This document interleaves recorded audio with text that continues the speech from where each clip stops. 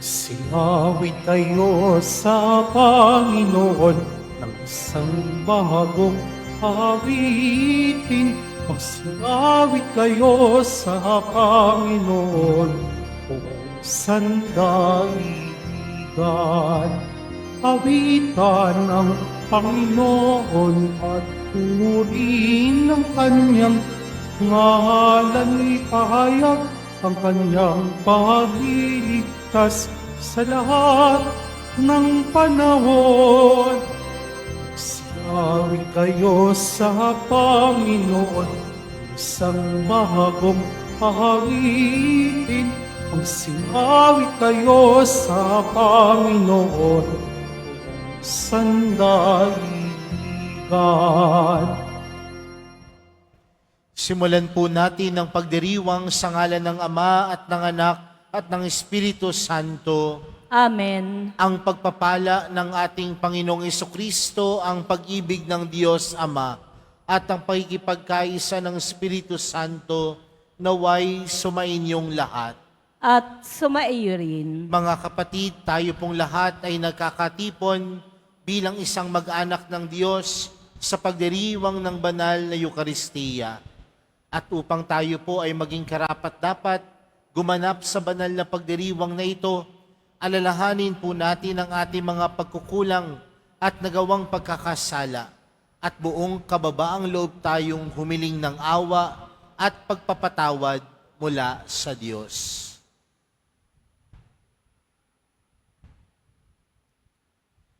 Sinugong tagapagpagaling sa mga nagsisisi, Panginoon, kaawaan mo kami. Panginoon, kaawaan mo kami. Dumating na tagapag-anyayang mga makasalanan ay magsisi, Kristo, kaawaan mo kami. Kristo, kaawaan mo kami. Nakaluklok ka sa kanan ng Diyos Ama para ipamagitan kami. Panginoon, kaawaan mo kami. Panginoon, kaawaan mo kami. Kaawaan tayo ng makapangyarihang Diyos, patawarin tayo sa ating mga kasalanan at patnubayan tayo sa buhay na walang hanggan. Amen. Manalangin tayo. Ama naming makapangyarihan, ang langit at lupa ay iyong pinamamahalaan.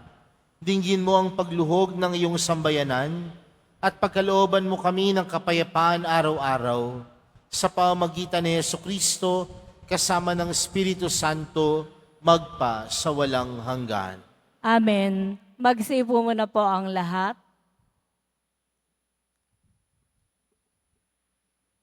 Pagbasa mula sa sulat sa mga Hebreo. Mga kapatid, lubusang maililigtas ni Jesus ang lahat ng lumalapit sa Diyos sa pamamagitan niya, sapagkat siya'y nabubuhay magpakailanman upang mamagitan para sa kanila. Si Jesus, kung gayon, ang dakilang saserdoteng makatutugon sa ating pangangailangan. Siya'y banal, walang kapintasan o kasalanan, nahihiwalay sa mga makasalanan at mataas pa kaysa sangkalangitan. Hindi siya katulad ng ibang mga dakilang saserdote na kailangang maghandog ng mga hain araw-araw. Unay para sa sarili nilang kasalanan at pagkatapos para sa kasalanan ng mga tao. Minsang naghandog si Jesus at iya'y pang magpakailanman. Nang ihandog niya ang kanyang sarili, may mga kahinaan ang mga dakilang saserdoteng hinirang ayon sa kautusan. Subalit, ang saserdoteng hinirang na may panunumpa ay ang anak, banal magpakailanman, at ang panunumpa ng Diyos ay huling dumating kaysa kautusan. Ito ang buod ng aming sinasabi. Tayo'y may dakilang saserdote, nakaupo sa kanan ng trono ng kataas-taasan. Siya'y naglilingkod doon sa tunay na dakong banal, sa toldang hindi itinayo ng tao, kundi ng Panginoon.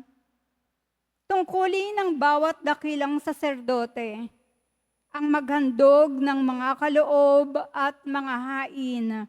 Kaya't kailangan ang ating dakilang saserdote ay mayroon ding ihahandog.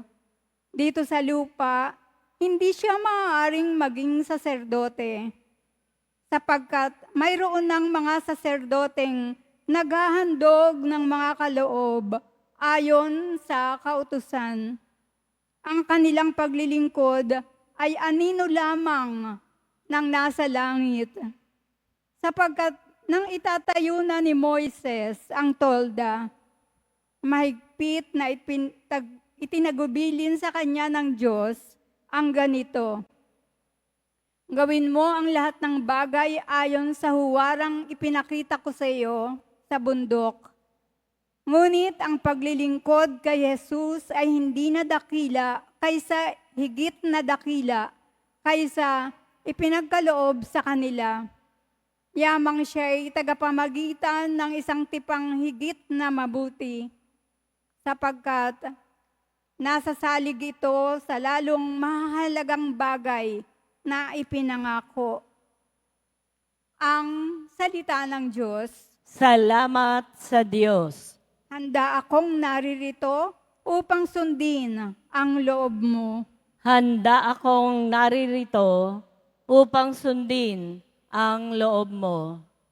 Ang mga panghandog, pati mga hain at ang mga hayop na handang sunugin.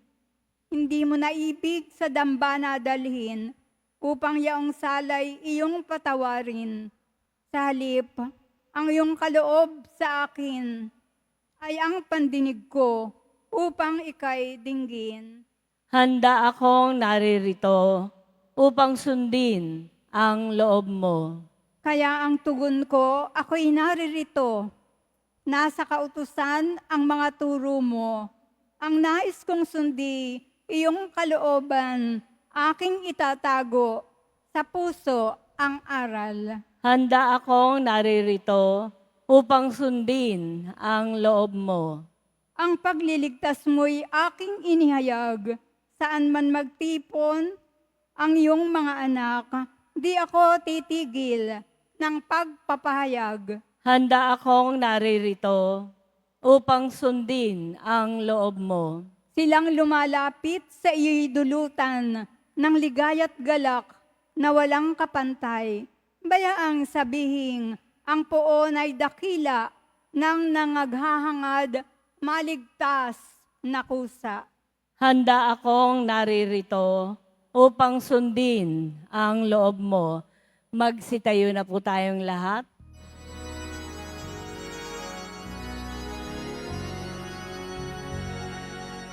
Hallelujah, Hallelujah, Hallelujah, Hallelujah.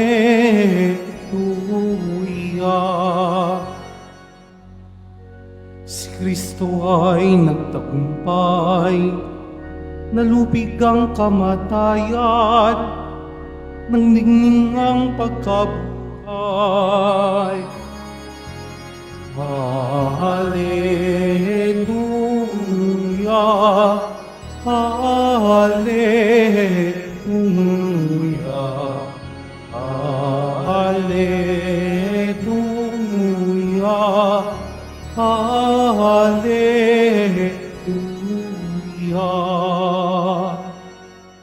Sumainyo ang Panginoon. At sumaiyo rin. Ang mabuting balita ng Panginoon ayon kay San Marcos. Papuri sa iyo, Panginoon.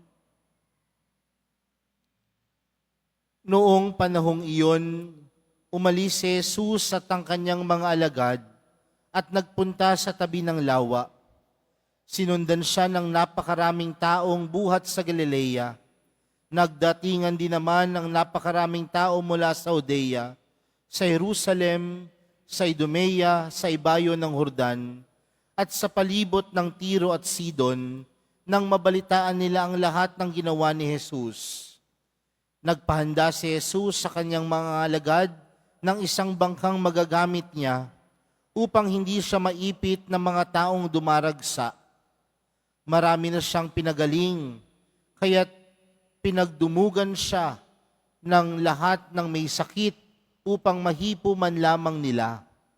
Bawat inaalihan ng masamang espiritu na makakita sa kanya ay nagpapatira pa sa harapan niya at sumisigaw, "Ikaw ang anak ng Diyos." At maigpit silang pinagbawalan ni Jesus. Ayaw niyang ipagsabi kung sino siya. Mga kapatid, ang mabuting balita ng Panginoon. Pinupuri ka namin, Panginoong Heso Kristo. Magsiupo muna po tayong lahat. Magandang tanghali po sa inyong lahat. Magandang tanghali po, Father. Pwede bang batiin ng katabi ng magandang tanghali? Mga kapatid, usong-uso po ngayon sa social media yung mga tinatawag po nating mga social media influencers. Dati po, tinatawag lamang silang mga vlogger. Pero ang bagong termino po na ginagamit sa pangkaraniwang panahon natin ngayon ay mga influencers. Bakit po kaya? Dahil kapag pinapanood po natin yung mga content na ginagawa nila, aminin man natin o hindi, madalas tayo ay naiimpluwensyahan. Pero ito po yung isang bagay na nakakalungkot po minsan. Kung sino pa minsan ang nagkakaroon ng content na hindi maganda, yun pa ho ang pinapanood. Yung mga social influencers na gumagawa ng wala namang kabuluhang bagay. Sa termino ng mga kabataan, yung parang trip-trip lang, yun pa ho yung pinapanood. Minsan nga kung sino pa yung malaswa, yun pa ang pinapanood lalo ng mga kabataan. Magsuot ka ng sexing damit, panonoorin ka. Milyon-milyon ang manonood sa iyo. Aminin man natin o hindi mga kapatid, ang mga pinapanood natin, ang mga bagay na binabasa natin, ang mga bagay na nakikita natin, tunay na nakaka-impluwensya sa pag-uugali at pag-iisip natin. Kaya nga, minsan mga kapatid, magandang tanong kung sinusunod natin ng Panginoon, naiimpluwensyahan ba tayo ng pag-uugali ni Jesus? Kung tayo ay pumupunta sa simbahan madalas, araw-araw, naiimpluwensyahan po ba tayo ng kabanalan ng Diyos? Naiimpluwensyahan po ba tayo ng awa ng Diyos? Mga kapatid, sa atin pong ibanghelyong napakinggan, si Jesus ay dinudumog ng napakaraming tao. Pero ang tanong, bakit kaya ganun na lamang ang pagdumog kay Jesus ng napakaraming tao? Dahil bang maganda yung content na kanyang ginagawa?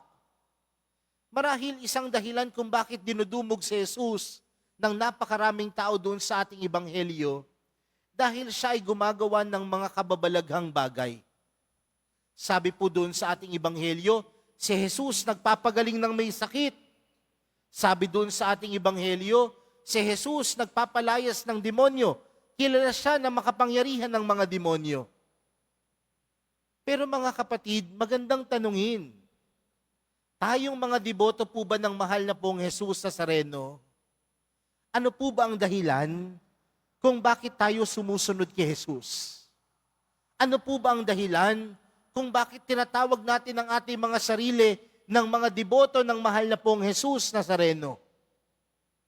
Nawa po mga kapatid, wag lang natin makita na ang dahilan kung bakit tayo sumusunod sa Diyos, sumusunod tayo sa mahal na pong Jesus Nazareno, dahil meron tayong nakukuhang kapalit. Wag lang nating tingnan na kaya tayo sumusunod sa mahal na pong Jesus Nazareno, dahil nakakuha tayo ng pagpapala lamang sa Kanya. nakakuha tayo ng biyaya lamang sa Kanya. Bagkus, ang pinakadahilan kung bakit tayo sumusunod sa mahal na pong Jesus Nazareno, dahil nakikita natin sa Kanya ang Kanyang awa at pagmamahal ng Diyos para sa atin. At kung tayo ay sumusunod sa mahal na pong Jesus Nazareno, dahil sa awa at pagmamahal niya sa atin, ano pong panawagan nito sa atin? Naapektuhan mo ba ang buhay natin? Nai-impluwensyahan din po ba ang buhay natin? Dahil kung naapektuhan at nai-impluwensyahan ang buhay natin, dapat po mga kapatid sa pagkilos at paggawa natin, nandoon din lagi ang awa at pagmamahal. Jesus must always influence our life. And if He keeps on influencing our life, therefore, we must always be merciful and loving to others. Sa madaling salita, kung naapektuhan at naimpluwensya ni Jesus ang buhay natin, dapat sa buhay natin sumasalamin din ang awa at pagmamahal ng Diyos. Kaya nga mga kapatid, marami pong sumusunod kay Jesus. Maraming deboto ang mahal na pong Jesus Nazareno. At sana po ang lahat ng mga deboto na i-impluwensyahan ni Jesus sa pamamagitan ng pagiging maawain, mapagpatawad at magpagmahal sa kapwa. Kaya nga mga kapatid, sa araw na ito, magandang hamunin din ng ating mga sarili. Sumusunod ako sa mahal na pong Jesus Nazareno. Sumusunod ako kay Jesus. Dapat ang buhay ko ay buhay na puno ng pagiging maawain, mapagpatawad at mapagmahal. Kaya yan po ang hamon sa atin mga kapatid ha. Huwag lang tayong maging tagasunod ng mahal na pong Jesus Nazareno dahil sa pangalan lamang. Magandang pakinggan, mukhang kabanal-banal. Pero maging tagasunod tayo ng mahal na pong Jesus Nazareno dahil naapektuhan tayo ng kanyang buhay na maawain at maging mapagmahal. Kaya po sa pagpapatuloy po ng ating banal na misa para sa araw na ito, yan po ang ipanalangin natin sa tulong ng Diyos, sa tulong ng mahal na pong Jesus Nazareno, na ang buhay natin sumalamin kagaya ng buhay ni Jesus, mapagpatawad at mapagmahal. Amen.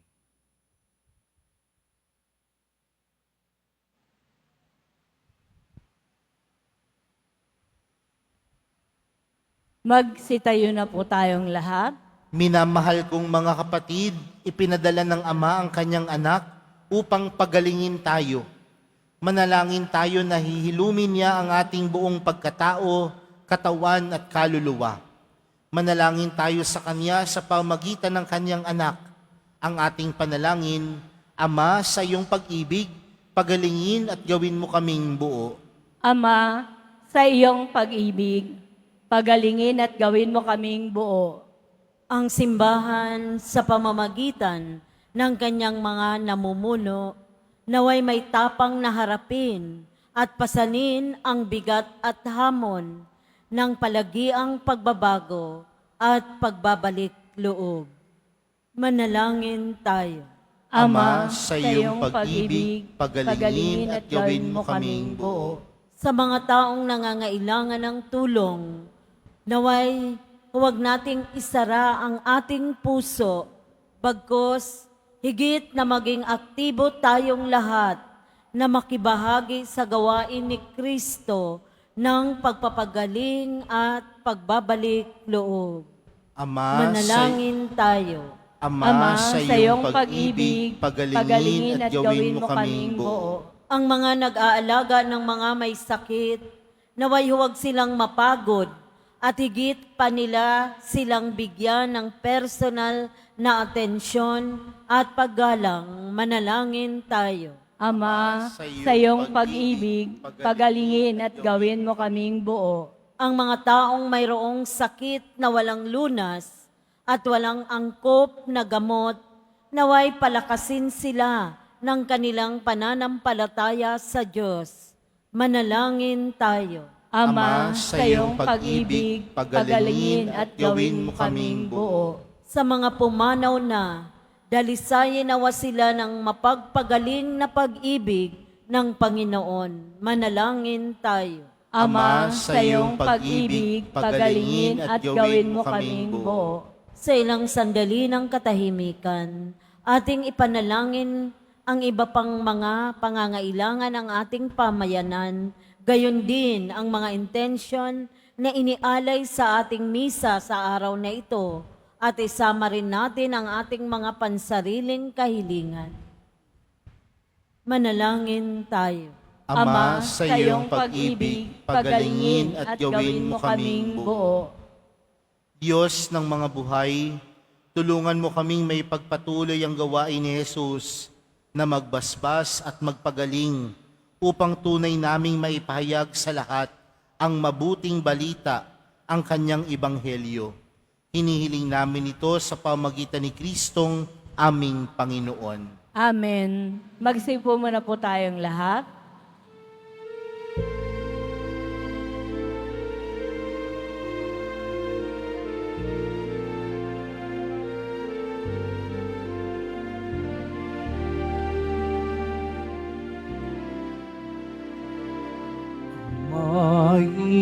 Maihahando sa'yo, Panginoon, ang tinapay at alak na sa aming kamay. Sa iyong kabutihan aming ialay ang tinapay at alak sa gisag ng aming buhay. Magsitayo na po ang lahat. Manalangin po kayo mga kapatid upang ang paghahain natin ay kalugdan ng Diyos amang makapangyarihan. Tanggapin nawa ng Panginoon itong paghahain sa iyong mga kamay, sa kapurihan niya at karangalan sa ating kapakinabangan at sa buong sambayanan niyang banal. Ama naming lumikha, ipagkaloob mong marapat na ganapin ang banal na paghahain, sapagkat tuwing ipinagdiriwang ang alaala ng anak mong nag-aalay, ang pagliligtas niya sa tanan ay nangyayari upang aming pakinabangan. Sa pamamagitan niya, kasama ng Espiritu Santo, magpa sa walang hanggan. Amen. Sumainyo ang Panginoon. At sumaiyo rin. Itaas sa Diyos ang inyong puso at diwa. Itinaas na namin sa Panginoon. Pasalamatan natin ang Panginoong ating Diyos. Marapat na siya ay pasalamatan. Ama naming makapangyarihan, tunay ngang marapat na ikaw ay aming pasalamatan. Sa iyong paglingap at kagandahang loob, ang tao'y nilikha mo at pinangasiwa sa sansinukob. Sa hangad mong siya'y iwastong lubos, siya'y pinagdusa mo sa kanyang pagtalikod. Sa iyong pagiliw, iyong ipinahintulot, na makabalik siya sa pamagitan ni Kristo Jesus. Kaya kaisa ng mga anghel na nagsisiawit ng papuri sa iyo, nang walang humpay sa kalangitan, kami nagbubunyi sa iyong kadakilaan. Santo, Santo, Santo, Panginoong Diyos ng mga hukbo, napupuno ang langit at lupa ng kadakilaan mo. Osana sa kaitaasan, pinagpala ang naparirito sa ngalan ng Panginoon. Osana sa kaitaasan, magsilud po ang lahat. Ama naming banal, ikaw ang bukal ng tanang kabanalan. Kaya't sa pamagitan ng iyong Espiritu, gawin mong banal ang kaloob na ito, upang para sa amin maging katawan at dugo ng aming Panginoong Hesukristo. Bago niya pinagtiis ang kusang loob na maging handog, hinawakan niya ang tinapay, pinasalamatan kaniya, pinaghati-hati niya iyon, iniabot sa kanyang mga alagad at sinabi, tanggapin ninyong lahat ito at kanin. Ito ang aking katawan na ihahandog para sa inyo.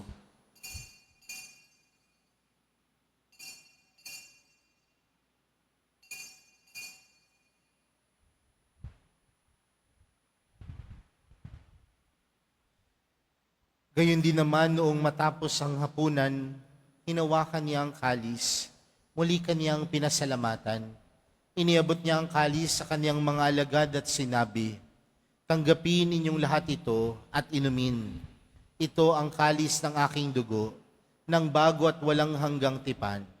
Ang aking dugo na ibubuhos para sa inyo at para sa lahat, sa ikapagpapatawad ng mga kasalanan.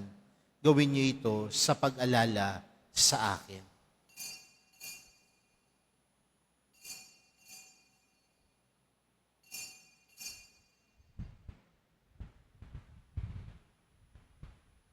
Magsitayo na po ang lahat. Ipagbunyi natin ang misteryo ng pananampalataya. Si Kristo'y namatay, si Kristo'y nabuhay, si Kristo'y babalik sa wakas ng panahon. Ama, ginagawa namin ngayon ang pag-alala sa pagkamatay at muling pagkabuhay ng iyong anak. Kaya't inaalay namin sa iyo ang tinapay na nagbibigay buhay at ang kalis na nagkakaloob ng kaligtasan. Kami nagpapasalamat dahil kami iyong minarapat na tumayo sa harap mo para maglingkod sa iyo. Isinasamo namin kaming magsasalo-salo sa katawan at dugo ni Kristo ay mabuklod sa pagkakaisa sa pamamagitan ng Espiritu Santo.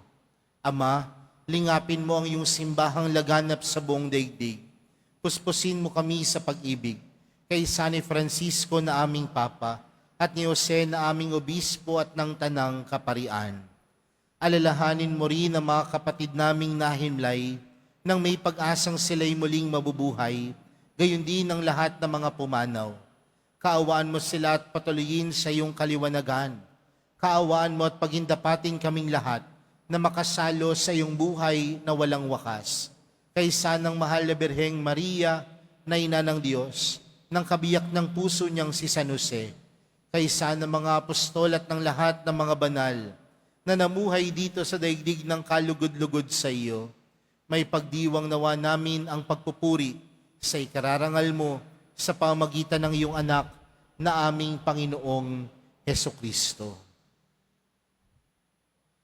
Sa pamamagitan ni Kristo, kasama niya at sa Kanya, ang lahat ng parangal at papuri ay sa iyo, Diyos Amang makapangyarihan, kasama ng Espiritu Santo, magpa sa walang hanggan. Amen. Lumapit po tayo sa Ama natin sa langit, sa panalangin itinuro sa atin ni Jesus. Ama namin, sumasalangit ka, sambahin ang ngalan mo, mapasa amin ang kaharian mo, sundin ang loob mo dito sa lupa para nang sa langit. Bigyan mo kami ngayon ng aming kakanin sa araw-araw at patawarin mo kami sa aming mga sala para ng pagkapatawad namin sa nakakasala sa amin. At huwag mo kami ipahintulot sa tukso at iadya mo kami sa lahat ng masama. Hinihiling po namin kami adya sa lahat ng masama, pagkalooban ng kapayapaan araw-araw, iligtas sa kasalanan at ilayo sa lahat ng kapahamakan, samantalang aming pinananabikan ang dakilang araw ng pagkapahayag ng tagapagligtas naming si Jesucristo. Sapagkat iyo ang kaharian at ang kapangyarihan at ang kapurihan magpakailanman. Amen. Panginoong Jesucristo, sinabi mo sa iyong mga apostol, kapayapaan ang iniwan ko sa inyo, ang aking kapayapaan ang ibinibigay ko sa inyo. Tunghayan mo ang aming pananampalataya at huwag ang aming pagkakasala. Pagkalooban mo kami ng kapayapaan at pagkakaisa ayon sa iyong kalooban, kasama ng Espiritu Santo, magpa sa walang hanggan. Amen. Ang kapayapaan ng Panginoon ay laging sumainyo. At sumaiyo rin. Magbigayan po kayo ng kapayapaan sa isa't isa.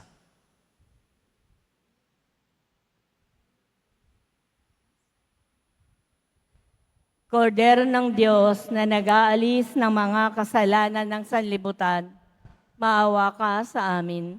Kordero ng Diyos na nag-aalis ng mga kasalanan ng sanlibutan, maawa ka sa amin. Kordero ng Diyos na nag-aalis ng mga kasalanan ng sanlibutan, ipagkaloob mo sa amin ang kapayapaan. Magsiluhod po ang lahat.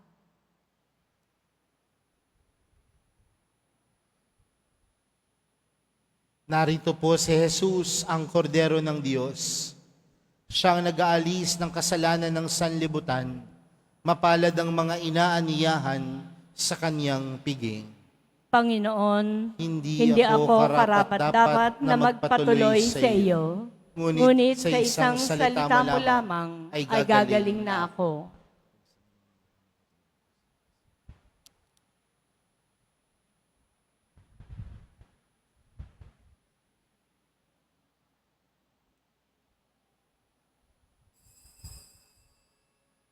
Para po sa lahat ng tatanggap ng banal na komunyon, sasagot po tayo ng amen. Pagkasabi po ng pare o ng lay ministers ng katawan ni Kristo, at isumbo po agad sa bibig bago umalis sa harapan ng pare o lay ministers. Sumunod po tayo at maraming salamat po.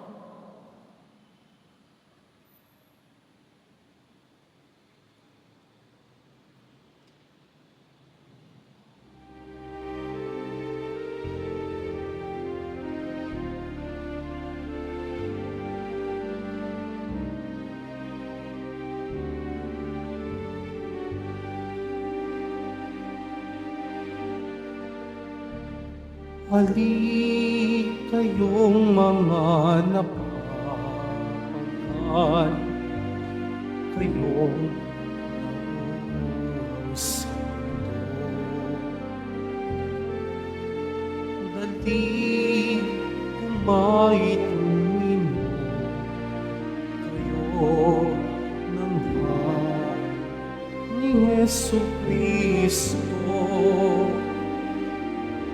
Jesus, tinapay nasa langit, alay ng Diyos Ama.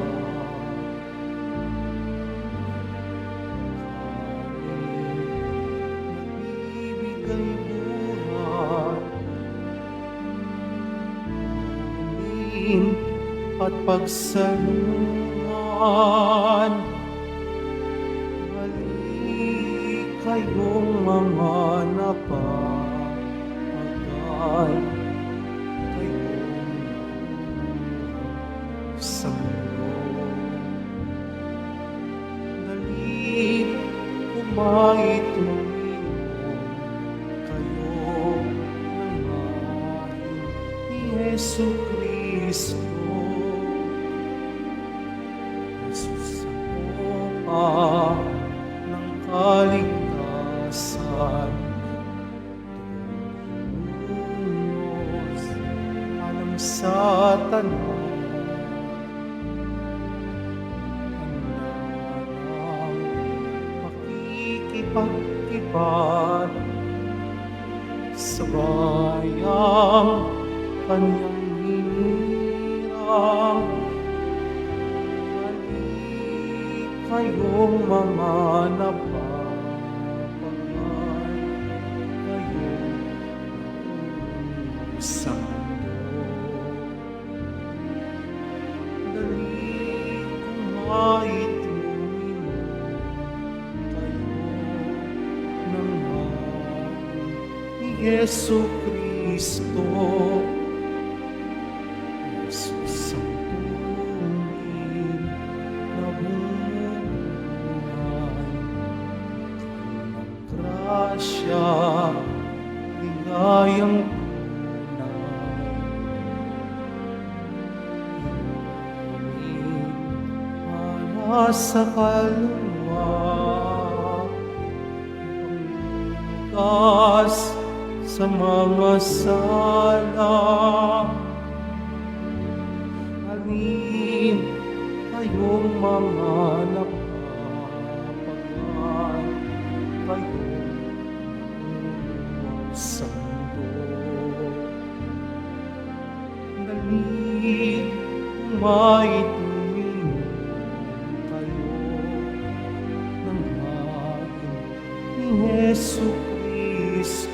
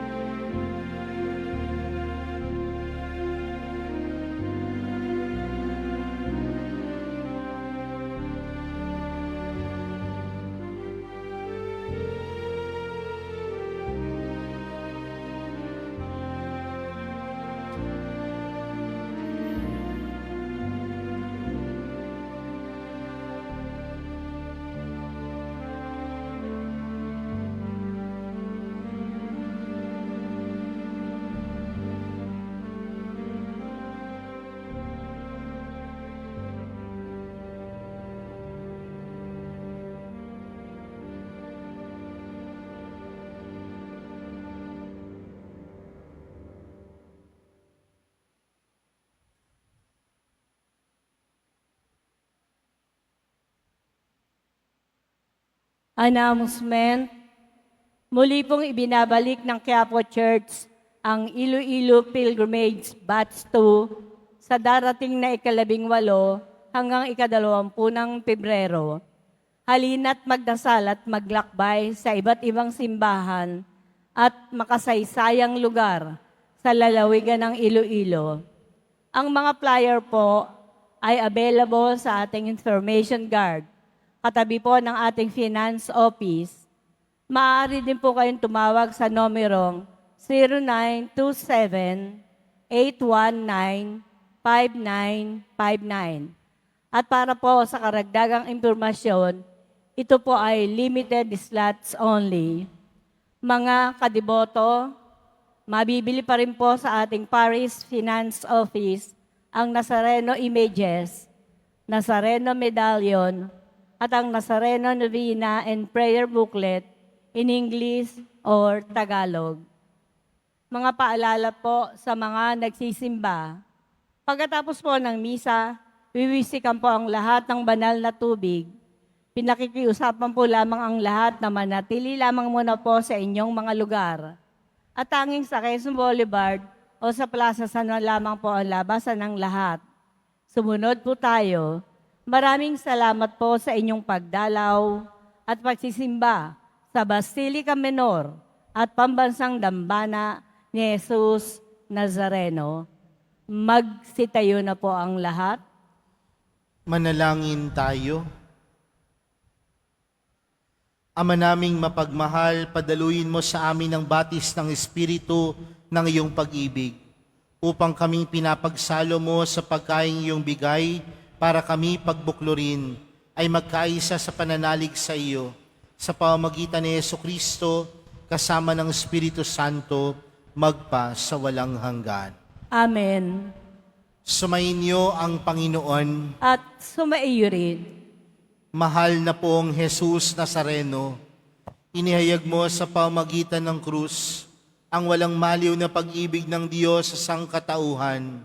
Pakinggan mo ang kahilingan lalo na para sa mga nangangailangan ng iyong tulong at awa.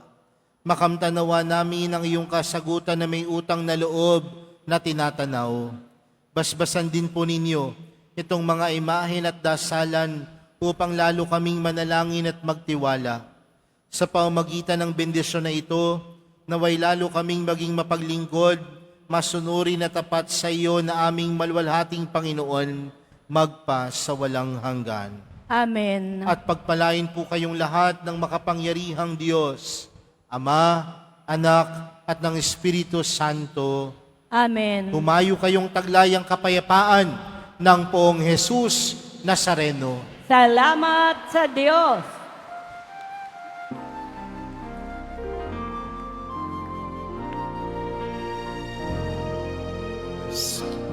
Padre Jesus Nazareno, sinasamba ka namin. Pinipinto ka namin. Aral mo ang aming buhay at kaligtasan. Nuestro Padre Jesus Nazareno, ligtas mo kami sa kasalanan.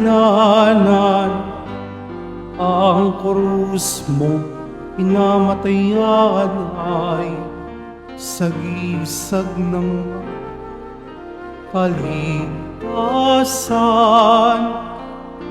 Nuestro Padre Jesus Nazareno, dinarangan ka namin. Nuestro Padre Jesus Nazareno, ninulwalhati namin. Nuestro Padre Jesus Nazareno, dinarangan ka namin. Nuestro Padre Jesus Nazareno, ninulwalhati